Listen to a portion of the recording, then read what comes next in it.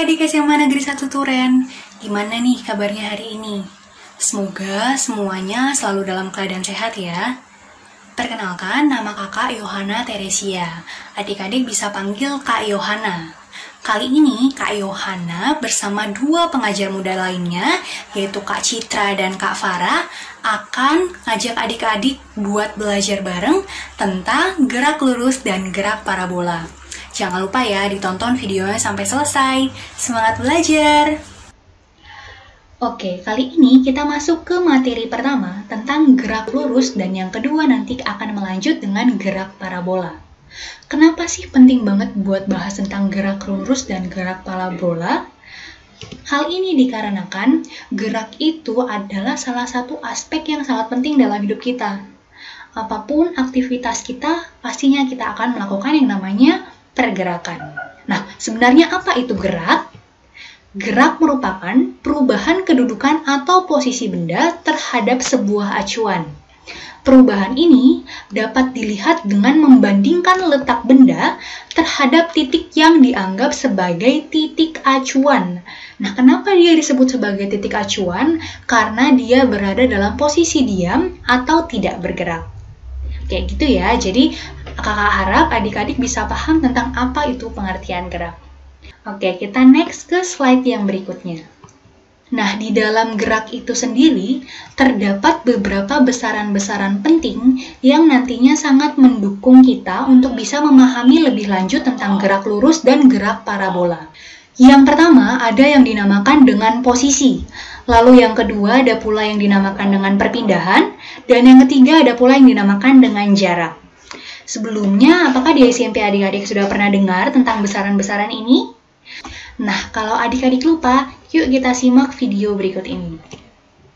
Yang pertama, kita mulai dari posisi. Posisi benda dinyatakan dengan menggunakan sistem koordinat Kartesius tegak, dan karena topik yang dibahas adalah gerak lurus, maka sistem koordinat Kartesian yang dipergunakan adalah sistem satu dimensi. Kenapa disebut sebagai satu dimensi? Karena di sini kita hanya menggunakan satu dimensi saja. Bisa sumbu X saja, atau sumbu Y, atau bisa pula sumbu Z. Oke, seperti di sini kakak punya penggaris. Ini dinamakan dengan sumbu X. Lalu nanti kalau di koordinat Kartesius, ini dinamakan dengan sumbu Y. Lalu nanti saat dia tidak dalam posisi X atau Y, seperti ini, ataupun seperti ini, nanti dia akan dinamakan dengan sumbu Z. Oke, untuk bisa memahami pengertian tentang posisi tadi, kita harus tahu dulu gimana sih contohnya. Oke, kita bisa lihat di gambar ini, ada seorang wanita ya, bisa dibilang wanita, berada di titik A. Atau pada titik X sama dengan minus 2 meter. Sedangkan posisi B ada di X sama dengan 3 meter. Nah, ini bisa terlihat jelas ya di video ini. Nah, dari sini dapat dikatakan pula bahwa si wanita tadi berada pada posisi A 2 meter di sebelah kiri titik acuan 0. Atau posisi B berada pada jarak 3 meter di sebelah kanan titik acuan 0. Jadi begitu. Jadi untuk bisa menentukan apakah dia ada di kiri atau ada di kanan, itu menentukannya dengan cara menentukan terlebih dahulu titik acuannya yang mana. Nah, karena dari sini sudah jelas titik acuannya itu berada di titik 0, maka nanti kita bisa menentukan bahwasanya posisi B itu di sebelah kanan, yaitu 3 meter di sebelah kanan, sedangkan untuk posisi A itu ada di 2 meter sebelah kirinya titik acuan 0. Seperti itu. Kita lanjut ke besaran berikutnya. Selanjutnya ada yang dinamakan dengan perpindahan dan juga jarak. Nah, di sini kita bisa lihat ya, sebenarnya apa sih perbedaannya antara perpindahan dan juga jarak. Kita mulai dengan perpindahan. Perpindahan didefinisikan sebagai perubahan posisi benda dari posisi awal ke posisi akhirnya. Perpindahan direpresentasikan dengan lambang delta R untuk gerak 2 dimensi, atau delta X jika geraknya 1 dimensi pada sumbu X saja. Jadi nanti kalau misalnya dia dalam bentuk R, delta R sama dengan R2 dikurangi R1. Atau delta X sama dengan X2 dikurangi X1 untuk gerak 1 dimensi. Sedangkan untuk pengertian jarak itu sendiri merupakan panjang lintasan yang ditempuh benda selama benda tersebut bergerak. perpindahan merupakan besaran vektor, sedangkan jarak adalah besaran skalar. Adik-adik sebelumnya udah belajar tentang vektor atau proyeksi. Nah, dari situ kita tahu bahwa pengertian vektor adalah sesuatu yang memiliki nilai dan juga arah, sedangkan kalau skalar dia hanya memiliki nilai saja. Nah, jadi nanti dari sini, apa yang sebenarnya sangat membedakan perpindahan dan juga jarak? Nanti pada saat penerapan di soal, pada saat menyatakan perpindahan, kita tidak hanya menyatakan angkanya saja, tapi juga arahnya, misalnya ke kanan, atau ke kiri, atau ke atas, dan juga ke bawah. Tetapi, jika jarak cukup hanya sampai menjelaskan angkanya saja, misalnya jarak dari Kalimantan ke Sumatera sejauh 25 km. Sudah, tidak usah pakai 25 km ke kanan ataupun ke kiri. Kalau misalnya dia pakai arah, itu baru dinamakan dengan perpindahan. Begitu ya, kakak harap adik-adik paham tentang perbedaan antara perpindahan dan juga jarak. Kita next ke slide berikutnya. Nah, ini contoh dari perpindahan yang kakak nyatakan di awal tadi. Misalnya, dari contoh gambar yang satu tadi, gambar yang pertama tadi, kita buat misalnya A dan B bertukar posisi. Masing-masingnya nantinya akan menjalani perpindahan. Nah, nanti A akan berpindah sejauh 5 meter. Dari mana datangnya 5 meter? Nah, ini diperoleh dari 3 meter dikurangi 2 meter sama dengan 5 meter. Sedangkan B berpindah sejauh minus 2M dikurangi 3M sama dengan minus 5M. Ini kita bisa lihat ya, yang A berpindah sejauh 5 meter, sedangkan B berpindah sejauh minus 5 meter. Misalnya dari sini, kalau dia bergerak ke kanan, 1, 2, 3, 4, 5, nanti dia akan mengalami perpindahan sebesar atau sejauh positif 5 meter. Sedangkan ketika nanti dia bergerak ke kiri, berpindah posisi, 1, 2, 3, 4, 5, nantinya akan mengalami perpindahan sejauh minus 5 meter. Nah, tanda positif pada perpindahan A menunjukkan bahwa A berpindah ke kanan, dan tanda negatif pada perpindahan B menunjukkan bahwa B berpindah ke kiri. Jadi nanti mereka akan saling bertukar posisi, dan hal ini sangat menyebabkan adanya perubahan arah pada titik A dan juga titik B. Selanjutnya mengenai kelajuan dan juga kecepatan. Nah, ini nanti ada juga kaitannya dengan vektor dan skalar. Sebelum kakak cerita lebih jauh tentang besaran kelajuan dan kecepatan ini, sebelumnya kita harus mengenal terlebih dahulu sebenarnya apa yang membedakan antara kelajuan dan juga kecepatan. Sama seperti perpindahan dan jarak tadi, yaitu perpindahan itu merupakan besaran vektor, sedangkan jarak merupakan besaran skalar. Nah, kalau di sini, kelajuan itu merupakan besaran skalar, sedangkan kecepatan merupakan besaran vektor. Nah, jadi nanti kalau adik-adik sedang mengendarai sepeda motor, kan nanti pasti di motor itu kan ada yang namanya speedometer. Nah, speedometer itu sebenarnya bukan menunjukkan kecepatan motor yang kamu gunakan, tapi menyatakan kelajuannya. Karena apa? Karena di speedometer tidak menunjukkan bagaimana perpindahannya, apakah nanti dia berpindah ke kiri atau ke kanan. Mungkin nanti kalau ada speedometer yang terinovasi, mungkin ada speedometer yang menyatakan dia bergerak dengan kecepatan 5 meter per sekon ke kiri. Nanti di speedometernya ada tulisan begitu. Nah, karena di speedometernya ini cukup menyatakan angkanya saja, maka untuk speedometer itu menyatakan tentang kelajuan. Di situ bisa kita nyatakan bahwa kelajuan itu adalah speed dan kecepatan itu adalah velocity. Jadi nanti kalau adik-adik ditanyakan lagi tentang kasus seperti ini, sudah harus bisa jawab ya, sudah harus bisa membedakan antara kelajuan dan juga kecepatan. Oke, kita mulai dari kecepatan. Kecepatan merupakan besaran yang mendeskripsikan keadaan gerak benda. Nah, dengan mencermati besaran kecepatan suatu benda pada saat tertentu, dapat diketahui apakah benda tersebut bergerak atau tidak, dan juga kita bisa mengetahui bagaimana arah geraknya. Nah, untuk kelajuan, sama seperti yang saya katakan tadi, dia sama saja sebenarnya prinsipnya, tapi dia tidak menyatakan arah geraknya. Hanya sampai ke bagaimana benda itu bisa bergerak, atau memang dia tidak bergerak sama sekali. Itu dia beberapa penjelasan mengenai besaran-besaran, berikut pengertian dari besaran yang diperlukan di dalam memahami gerak lurus dan gerak parabola. Halo adik-adik SMA 1 Turen. Di sini kakak akan melanjutkan penjelasan dan pembahasan dari Kak Yohana. Sebelumnya ada pepatah bilang, tak kenal maka tak bisa fisika. Maka dari itu, izinkan kakak di sini memperkenalkan diri kepada adik-adik semua. Sebelumnya, perkenalkan nama kakak, Kak Faradila. Adik-adik bisa memanggil kakak Kak Farah atau Kak Gila.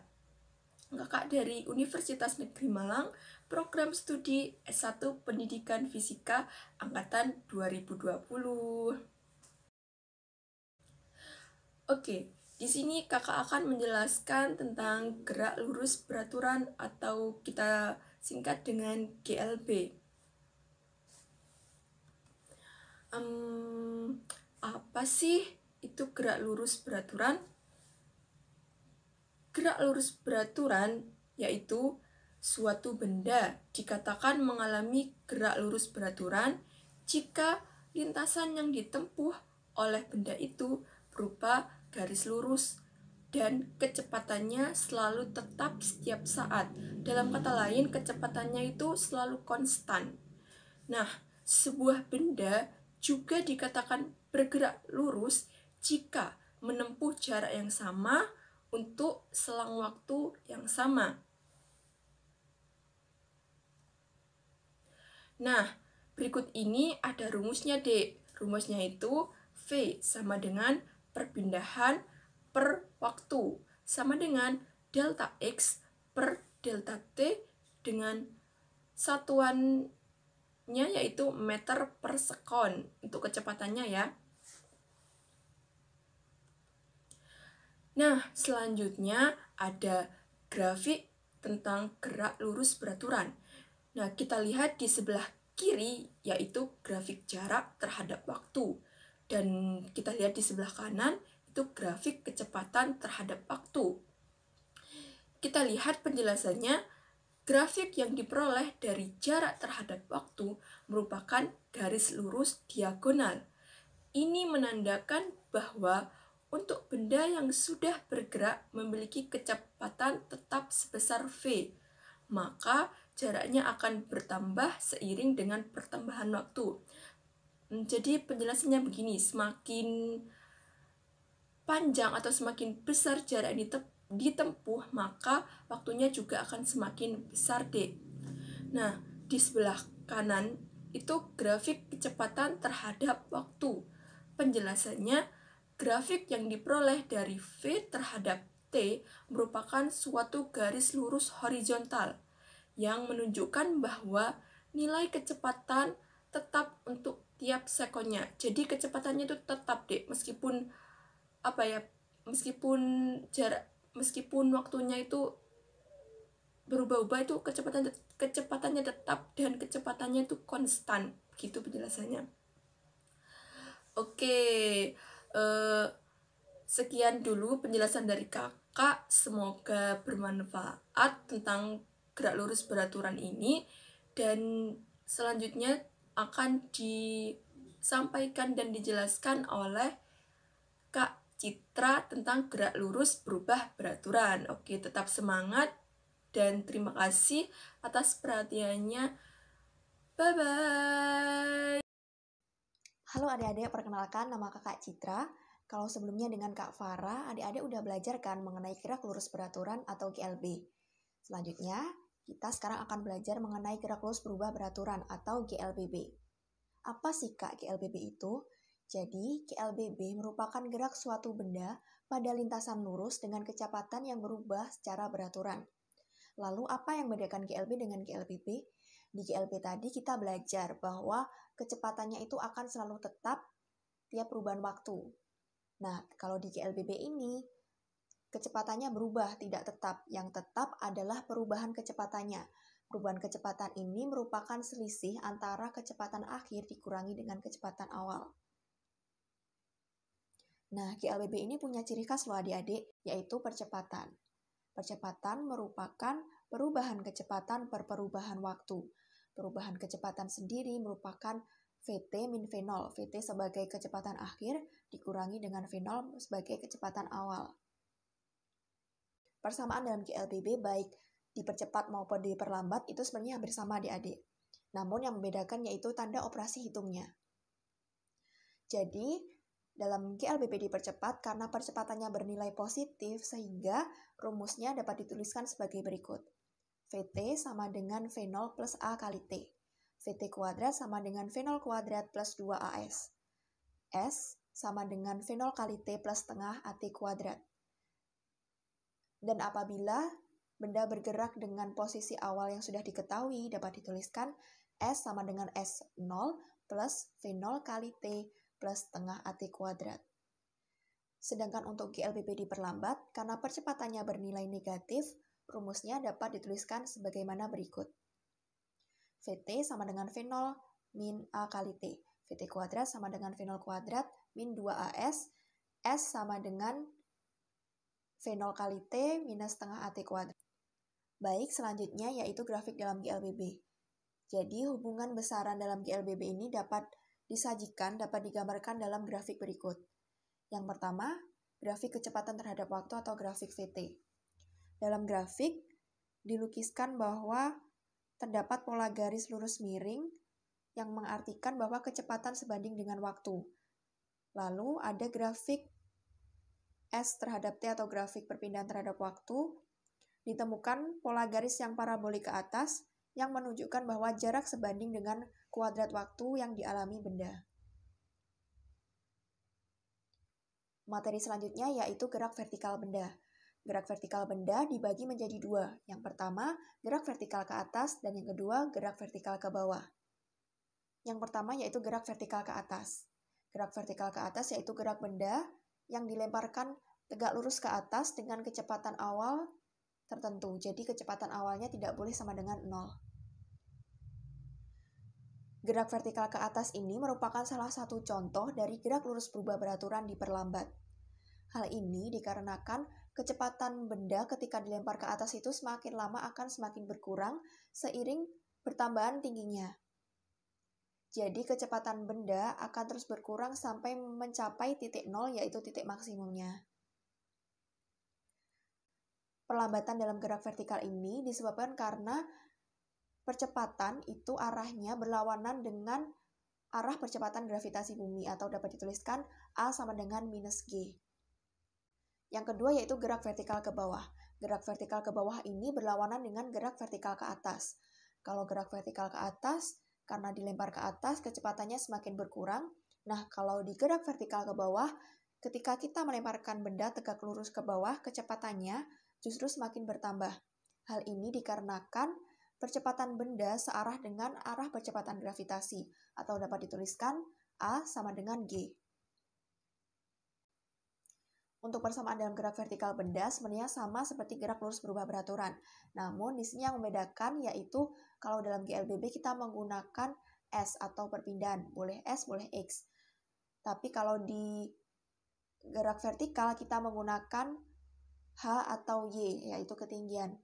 Nah, untuk persamaan gerak vertikal ke atas, karena A sama dengan minus G didapatkan Vt sama dengan V0 min G kali T. Vt kuadrat sama dengan V0 kuadrat min 2GH, lalu H sama dengan V0 kali T minus setengah GT kuadrat.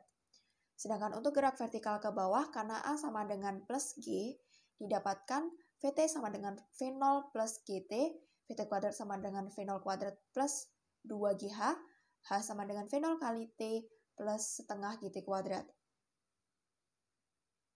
Lalu yang terakhir yaitu gerak jatuh bebas. Gerak jatuh bebas ini merupakan gerak jatuh benda tanpa kecepatan awal atau V0-nya sama dengan 0. Nah, dalam gerak jatuh bebas ini, hambatan udara diabaikan sehingga percepatan benda itu sama besarnya dengan percepatan gravitasi. Untuk rumus dari gerak jatuh bebas, Vt sama dengan G kali T, Vt kuadrat sama dengan 2GH, H sama dengan setengah GT kuadrat. Oh iya, perlu diingat ya adik-adik bahwa gerak vertikal ke bawah dan gerak jatuh bebas itu berbeda. Di gerak jatuh bebas, benda dijatuhkan tanpa kecepatan awal atau V0 sama dengan 0. Di gerak vertikal ke bawah, benda dijatuhkan dengan kecepatan awal atau V0-nya bernilai tertentu. Wah, nggak terasa nih kita udah selesai bahas tentang gerak lurus benda. Tadi kita udah bahas mengenai gerak lurus beraturan, gerak lurus berubah beraturan, gerak vertikal benda, dan juga gerak jatuh bebas. Kedepannya, silakan adik-adik mempelajari materi ini lebih dalam lagi. Jangan lupa untuk menghafalkan rumus-rumus yang sudah kakak sampaikan tadi. Selanjutnya, silakan adik-adik menyimak materi yang lebih kompleks lagi, lebih sulit lagi, yang akan dijelaskan oleh Kak Yohana, yaitu gerak parabola. Terima kasih. Oke, selanjutnya karena tadi sudah dijelaskan mengenai GLB dan GLBB, selanjutnya kita melanjut ke pembelajaran mengenai gerak parabola. Jadi, untuk bisa memahami mengenai gerak parabola, kita bisa memahaminya melalui gambar berikut ini. Nah, pada gambar ini diperlihatkan bahwa pada saat awal bergerak, benda memiliki kecepatan V0 dan memiliki sudut elevasi sebesar alfa. Kecepatan awal V0 dapat diuraikan menjadi dua komponen kecepatan yang saling tegak lurus, yaitu V0 pada arah X atau arah horizontal dan V0 pada arah Y atau arah vertikal. Pada gerak horizontal, benda bergerak parabola tidak mengalami percepatan apapun, sehingga dinyatakan bahwasanya nilai alfanya sama dengan 0. Sehingga dengan demikian dapat dikatakan bahwa gerak parabola pada arah horizontal merupakan gerak lurus beraturan atau GLB. Akibatnya, kecepatan pada arah horizontal adalah konstan. Nah, bagaimana jika dia sifatnya dari arah vertikal? Nah, ketika kita tinjau dari arah vertikal, gerak parabola pada arah ini dipengaruhi oleh percepatan gravitasi atau G. Kalau tadi di horizontal dia dinyatakan dengan alfa, sekarang percepatannya dinyatakan dengan percepatan gravitasi. Akibatnya, gerak parabola pada arah vertikal ini merupakan gerak lurus berubah beraturan atau GLBB. Nah, itu dia tadi penjelasan mengenai materi fisika subbab gerak lurus dan gerak parabola. Semoga video ini bisa membantu adik-adik dalam memahami mengenai materi-materi fisika yang tadinya terkesan rumit. Terima kasih semuanya, semangat belajar!